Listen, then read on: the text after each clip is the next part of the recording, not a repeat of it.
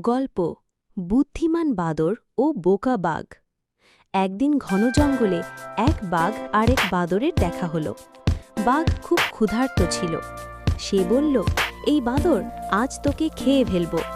বাদর ভয় না পেয়ে মুচকি হেসে বলল, বাঘমামা, আমাকে খাবার চেয়ে যদি একটু বুদ্ধি খরচ করতে, তাহলে তুমি পুরো জঙ্গল শাসন করতে পারতে।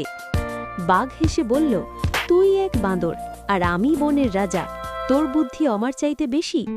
বাঁদর বলল, চল একটা প্রতিযোগিতা করি, যদি তুমি জেতো আমি তোমার খাবার হব, যদি আমি জিতি তাহলে তুমি আমাকে ছেড়ে দেবে। বাঘ রাজি হলো।